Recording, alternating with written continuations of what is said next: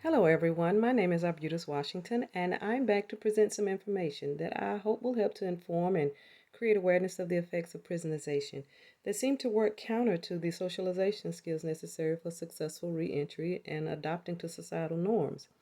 In this video, I will address some of the issues of prisonization or ingrained habits that inmates acquire while conforming to the rules, regulations, and culture of prison life. I'll provide some direct quotes from Lime Martin's article written in 2018 and my study. To begin, in Martin's article entitled Free But Still Walking the Yard, Prisonization and the Problems of Reentry, he talked to PIIs, and the following are some of the results and responses.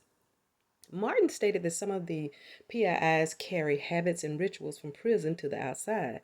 In talking to one of the PIs, he stated he often ate standing up, one foot on a chair, reproducing his readiness among a crowd in the prison chow hall.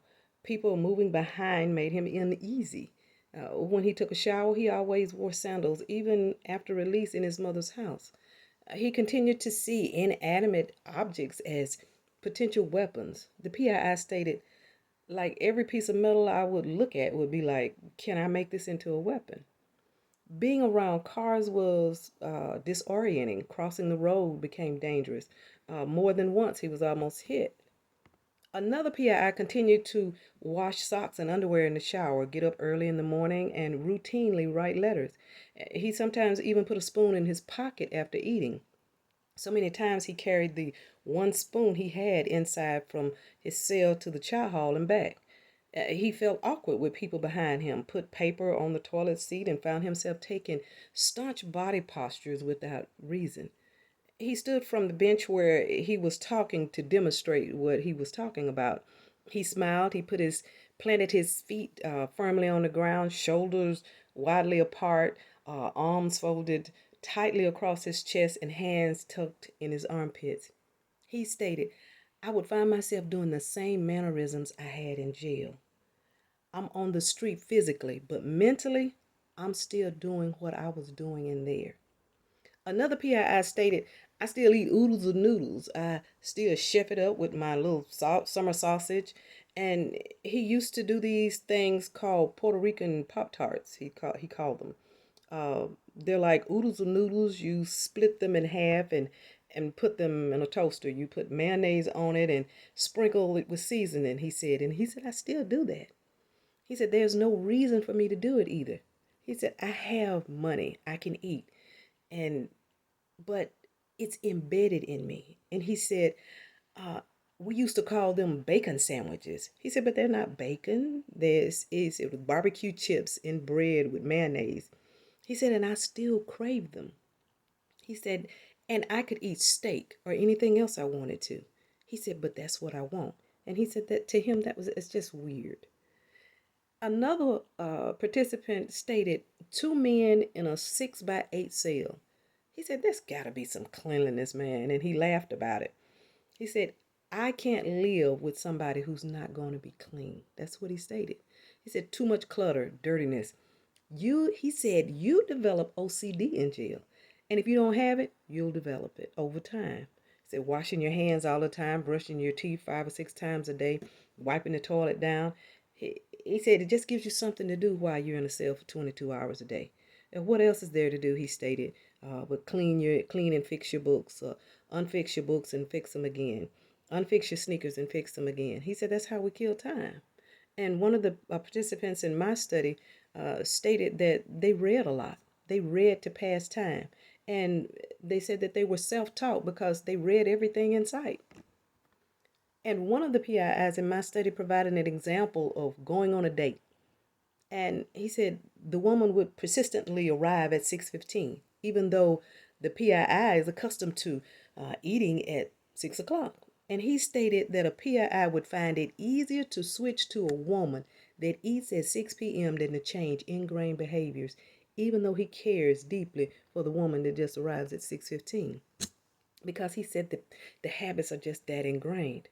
Another of my participants stated, when you come home out with that system, you are that system. And you got to try to find a job that aligns with that system. And that's hard to do.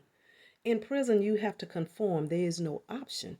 But in conforming, the conformity turns into ingrained habits that are hard to shake, which make finding and keeping a job taxing and complicated. Another PII stated, if I talked to you for 15 minutes, he said, I could tell everything about you. He said, you see, in prison, we have to quickly identify habits. Uh, you see, he stated, your habits are how you think. Your habits become what you do, and you become your habits. And these are some of the things that I need everyone to remember. Individuals operate within the parameters and perceptions of the mind. It becomes easier to get through life and live as if we operate within a box, not understanding that there is no box. Only roadblocks that require us to pivot and many times back up, regroup, and take another avenue. Being released from prison does not release the mind from conformity, hypervigilance, OCD, PTSD, distrust, or any of the other prison habits that I've talked about. That takes time and effort to release that mindset with mindset changes and cognitive restructuring. That is why it's imperative that we understand the plight of the PII and help to create awareness of their struggles and try to incorporate mind changing programs of cognitive restructuring to assist the PII in erasing years of programming. This issue of programming, conformity, indoctrination, and detrimental habits are issues and problems that extend far beyond PIIs because many people operate within their daily lives as if they are constrained by restraints that have either diminished, no longer exist, or never really existed from the beginning. Transitional programs are not the only avenues to assist the PII with mind changes or cognitive restructuring efforts. Some spiritual leaders have the influence and ability to help people to change the way that they think and feel and assist in uplifting and redirecting others to a path that is more productive and less restrictive for the mind, the body, and the soul. And I'll stop this video here, but if you'd like to help or support PIIs in my organization, in providing assistance and others in need, please go to my website or donate or volunteer. My web address is helpfromthesanctuary.org, or you can donate directly through PayPal using the email address helpfromthesanctuary@yahoo.com, and I will attach that in the comments and the description. You can also follow me on Facebook by looking for Help from the Sanctuary Incorporated, and I hope you tune in for the next video where I will discuss social identity and self-concept and talk about how we allow the perceptions of others to define how we view ourselves. Don't forget to like, comment, share, and please hit that subscribe button to help keep these videos coming and create awareness of the issues. Thank you, and until next time, never forget to show concern and help one another.